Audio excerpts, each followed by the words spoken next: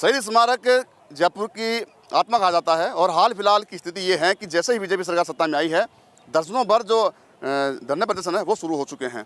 बात करें RYM की, बात करें CHA की, बात करें लेवल 1 और 2 की, और बात करें एडिशनल की, लगातार जो धरने हैं वो यहाँ पे जारी हैं। लेकिन सरकार है वो अपने मस्ती में मस्त है। हाल फिलहाल मेरे सामने देख सकते हैं पीछे ये CHA के कुछ जो साथी हैं वो यहाँ पे मौजूद हैं। हम उनसे बात भी करेंगे, लेकिन सबसे पहले इनका साफ साफ कहना है, जो हमने पूर्व में बात की इनसे, कि सरकार ने जो वादा खिलाफी किया है वो कहीं ना कहीं इनको अब दंश झेलना पड़ रहा है। हाल फिलहाल ये सड़कों में है। 7,900 की ये पगार पाते थे, लेकिन हाल फिलहाल वो भी बंद कर दी। कांग्रेस सरकार में इनको हटा दिया गया था और बीजेपी जब विपक्ष में थी तब इनसे वादे भी किए गए थे, बड़े बड़े वादे किए गए थे। देख लेते हैं, जान लेते हैं क्या पूरा मामला है। मैडम, सबसे पहले आपके पास आना चाहूँगा, क्या नाम आपका? पूजा बेनीवाल। कहाँ से पहुँची? यही जयपुर से। पूरे मामले बताइए। CHA क्या स्कीम थी, क्या योजना थी, किस आधार पर लगे थे, क्या रात में आप यहाँ पे धरना दे रहे हो, क्यों दे रहे हो, पूरे डिटेल बता दी। CHA बोले थे कोविड हेल्थ असिस्टेंट, हमें गवर्नमेंट ने लिया था कोरोना टाइम में, हमने बुरे वक्त में हमने काम किया था। फिर 31 मार्च 2022 को हमें निरस्त कर दिया।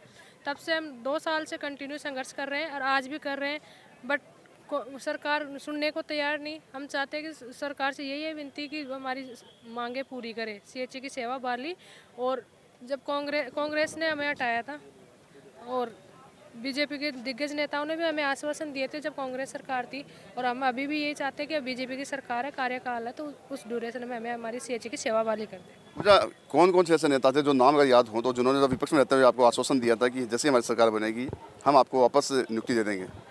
सर, वो डॉक्टर किरोड़ी लाल मीणा जी हैं, दिया कुमारी जी हैं, रूपेश शर्मा जी हैं, और रामलाल शर्मा जी, और सतीश पूनिया जी हैं, और राजेंद्र दोबारा आपने इनसे मुलाकात की नेताओं से और बात करने की कोशिश की कि आपके जो वादे हैं वो याद दिलाने की कोशिश की थी उन्होंने? हाँ सर, हमने कई बार, हमारे साथी गए हैं, हर बार मिल चुके हैं, हर बार आश्वासन दिया जाता है, बट आश्वासन दे के हमें शांत कर दिया जाता है। लेकिन इस बार आश्वासन नहीं लेंगे हम, हमें हमारी नौकरी चाहिए, CHA की सेवा बहाली। आप एक महिला हैं और महिला के लिए धरना प्रदर्शन करना बहुत बड़ा चुनौती का काम होता है। पहले घर संभालो, फिर मायका भी है, समाज भी है, तमाम जो आक्रोश है या फिर जो नज़रें हैं जनता की, वो कहीं ना कहीं आपको झकझोर रख देती हैं। हाल फिलहाल धरने पे बैठी हैं, क्या लगता है कि सरकार जो संवेदनशील सरकार कही जाती है? सर, हमें लगने का तो पता नहीं, लेकिन हम तो यही चाहते हैं कि हमारी CHA की सेवा बहाली कर दी जाए। सरकार हमारी बातें, हमारी मांगे सुने और हमारी मांगे पूरी करे। और रही बात मजबूर की, तो हम मजबूरी में ही हम बैठे हैं, हम CHA की सेवा बहाली के लिए आज संघर्ष कर रहे हैं, कंटिन्यू 2 साल से कर रहे हैं और आज भी कर रहे हैं। तो हम चाहते हैं जल्दी से जल्दी हमारी CHA की सेवा बहाली कर दी जाए। 9 दिन से लगातार आप बैठे हो, 9वां दिन आज चल रहा है और धरना जो है लगातार चल रहा है, लेकिन सरकार की तरफ से कोई पहल नहीं की गई है। अब 9 दिन और बीत जाएंगे, फिर महीना बीत जाएगा, क्या लगता है कि अब आपको धरना कब तक जारी रखना होगा? सर, जब तक हमारी मांगे नहीं पूरी हो जाए हम तब तक धरना देंगे और कंटिन्यू रखेंगे, जब तक सरकार कुछ नहीं कर देती CHA का। हमारी एक ही मांग है, ओनली CHA की सेवा वाली, और इसके अलावा हमारी कोई मांगे नहीं है। और हम चाहते हैं जल्द से जल्द सरकार हमारी मांगे पूरी करे। हमें इसी सरकार से उम्मीद है, क्योंकि इन्होंने कांग्रेस सरकार में भी हमसे वादे किए थे, आश्वासन दिए थे, तो हम चाहते हैं कि ये हमारी मांगे पूरी करे। और हमारी कोई ज़्यादा मांगे नहीं है, एक CHA की सेवा वाली है, तो सरकार हमारी जल्दी से जल्दी सुने। ठीक है। पूजा बेनीवाल है, ये जो महिला हैं, और उन्होंने साफ साफ कहा है कि जो CHA की भर्ती थी, जो योजना उठाई गई थी, हमको उठाया गया था, उसको वापस तुरंत प्रभाव से बहाल किया जाए और वापस हमको जो मानदेय है वो दिया जाए। लेकिन हाल फिलहाल सरकार की तरफ से कोई डेलीगेशन या सरकार की तरफ से कोई रेस्पॉन्स ऐसा नहीं आया है जिससे इनको संतुष्टि मिले। उम्मीद जो है लगातार बनाए हुए हैं। एक अभ्यर्थी और जुड़े। क्या नाम आपका? जी, मेरा नाम BS मीणा, मैं अलवर से हूँ। तो हम तो सर धरना इसीलिए दे रहे हैं क्योंकि बीजेपी सरकार ने हमें पिछले 93 दिन, कांग्रेस गवर्नमेंट ने 93 दिन शहीद स्मारक पे इसी जगह पे धरना दिया था। तो कंटिन्यू उसी समय बीजेपी के जो डॉक्टर किरोड़ी लाल जी हैं, राजेंद्र राठौड़ जी हैं, दिया कुमारी जी हैं, रूपेश जी हैं, कई सारे दिग्गज नेताओं ने बीजेपी के आकर के हमारा धरना संबोधित किया था और उन्होंने ये कहा था जैसे ही हमारी सरकार बनती है तो हम आपको नौकरी देंगे। तो हम उनको याद दिलाने के लिए 9 दिन से यहाँ धरने पर बैठे हैं। हमारे साथी उनसे मिल भी रहे हैं, कंटिन्यू बात भी चल रही है, वो यही कह रहे हैं कि आपको नौकरी देंगे, बट देंगे कब? अभी तक हमारे पास कोई आश्वासन, मतलब सरकार की तरफ से कोई डेलीगेशन नहीं है। हम चाहते हैं कि सरकार हमसे बात करे, बट सरकार अभी तक हमसे कोई बात नहीं कर रही है।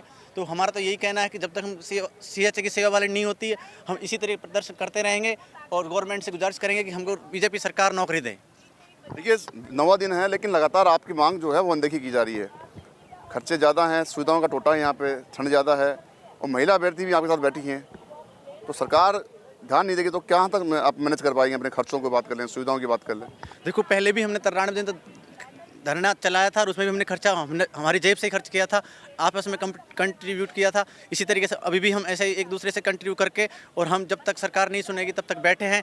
बाकी फिर भी हमारे साथी जो है संघर्षशील साथी, वो मिल रहे हैं, मंत्रियों से मिल रहे हैं, अधिकारियों से मिल रहे हैं। अगर हमको जैसे कोई आश्वस्त करता है तो हम सरकार की बात को मानते हुए हम सरकार के साथ हैं, हम सरकार के खिलाफ नहीं जा रहे। हम तो बस गुजारिश कर रहे हैं कि बीजेपी सरकार से हमें एक आशा है, उम्मीद है, नई सरकार आई है तो हो सकता है कि हमारा कुछ भला कर दे, हमें बस हमारी नौकरी वापस दे दे। रोजगार मांग रहे हैं हम सरकार से। कि रोजगार मांग जो है वो यहाँ पे तेज हो रही है। लगातार जो युवा हैं वो अपने सड़कों पर उतर चुका है और लगातार अपनी मांग को लेकर यहाँ पे जो धरना है वो दिया जा रहा है।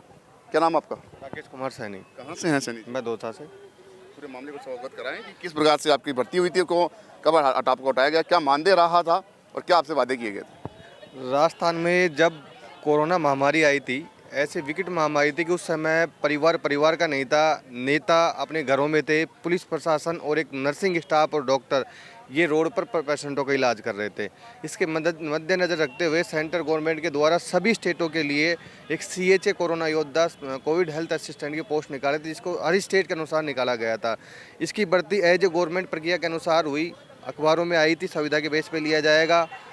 डॉक्यूमेंट्स वेरिफिकेशन है, एज ए पुलिस वेरिफिकेशन, संतान वेरिफिकेशन, सारे जो वेरिफिकेशन गवर्नमेंट के अंदर उसको किया गया। मेरिट वाइज लिस्ट निकाली गई, ST SC OBC महिला, इनकी सबकी कट ऑफ निकाल के ये भर्ती की गई और हमारा वेतन था 7,900। फिर भी हमने हमारा धर्म माना कि हम नर्सिंग स्टाफ है, ये हमारा धर्म है मरीजों की सेवा करना। आज हमारा स्टेट, हमारा देश जब महामारी से जूझ रहा था तो हम आगे आए और पूरे राजस्थान की जनता की सेवा की अपनी जान हथेली पर रखकर, और एक पूरा राजस्थान को पूरे कोरोना में बहुत जल्द और इंडिया के अंदर नंबर 1 लेके आए, जिसका परिणाम कांग्रेस सरकार ने हमको बेरोजगार करके दिया। हमने लंबा संघर्ष और मजबूत आंदोलन किया, लेकिन सरकार नहीं सुनी और हमारे आंदोलन का समर्थन बीजेपी के समस्त बड़े नेताओं, वसुंधरा जी हो, किरोड़ी जी हो, दिया कुमारी जी हो, राजवर्धन राठौड़ साहब हो, राजेंद्र राठौड़ हो, या CP जोशी हो, सतीश पूनिया हो, प्रहलाद गुंजल जी हो, इन सभी ने हमारे आंदोलन का समर्थन किया और हमारे आंदोलन में भाग लिया। 4-5 हमारे ऐसे बड़े आंदोलन हैं, महापुरा है, शहीद स्मारक है, राहुल गांधी है कि यात्रा को रोकना है, और चंद्रमहल गार्डन पे है। यहाँ सभी बीजेपी के बड़े नेताओं ने हमारे आंदोलन में भाग लिया और हमें आश्वस्त किया कि सरकार जब हमारी राजस्थान में संपूर्ण बहुमत के साथ आती है तो हम रोजगार देंगे। आज सरकार को बने हुए बहुत दिन हो गए, लेकिन सरकार आज हमको भूल गई है, क्योंकि चुनाव के टाइम पे, वोटिंग के टाइम पे हमने सरकार का कंधे से कंधा मिलाकर साथ दिया और राजस्थान के अंदर बीजेपी को संपूर्ण बहुमत के साथ लाए और बीजेपी की सरकार बनाई, राम राज्य की सरकार बनाई। लेकिन हमको ये नहीं लग रहा कि राम राज्य की रीत यहाँ निभाई जा रही है, क्योंकि राम राज्य के अंदर तो एक कहावत हुआ करती थी कि रघुकुल रीत सदा चली आए, प्राण जाए पर वचन न जाए। हमारी राम राज्य की सरकार अपना वचन भूल रही है, वो अपना वादा भूल रही है। इसलिए सरकार का ध्यान आकर्षण करने के लिए कि आपने जो वादा किया था उस चुनाव के टाइम पे, आज 9 दिन यहाँ हमको हो गए हैं, हमारे साथी कंटिन्यू मिल रहे हैं। CM साहब से भी मुलाकात की, किरोड़ी लाल जी से मुलाकात की, चिकित्सा मंत्री जी से मुलाकात की, दोनों डिप्टी CM से मुलाकात कर ली, राजेंद्र राठौड़ से मुलाकात कर ली। सबका एक ही है कि हम आपको रोजगार देंगे, लेकिन वो देंगे कब ये अभी नहीं बता रहे। तो हम ये चाहते हैं कि 2 साल से तो बेरोजगार कर रखा है, पहले कांग्रेस ने किया, अब 6 महीने आपको हो गए। आप कब तक रोजगार दोगे? अभी तक कोई ऐसा ठोस आश्वासन नहीं मिला है। अगर सरकार हमको कुछ नहीं देती है तो हमने, जैसे कांग्रेस पूरे राजस्थान के अंदर सर हम 28 जा रहे हैं, हमने बीजेपी का साथ दिया, कांग्रेस को बाहर होना पड़ा।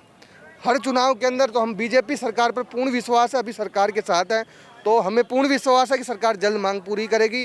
तो हम मीडिया के माध्यम से सरकार के बड़े नेताओं से, यानी कि CM साहब से, किरोड़ी लाल जी से ये पूछना चाहते हैं कि आप अपना वादा जल्द से जल्द निभाएं, जिससे हम अपने रोजगार पर जाएं।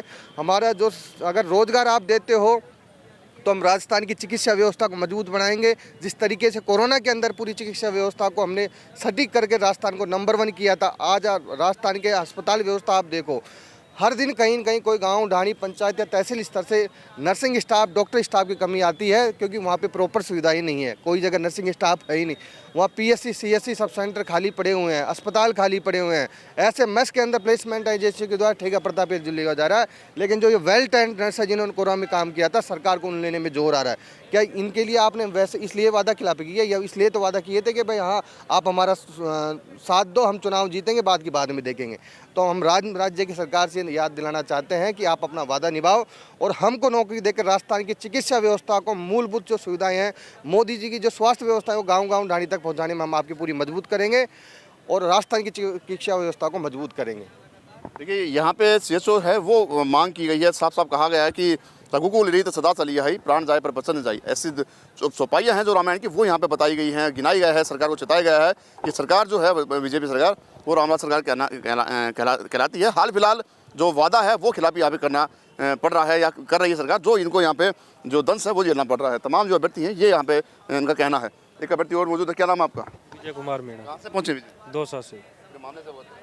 मामला ये है कि सरकार ने जब कोविड आया तब 28,000 सीएचए लगाए थे।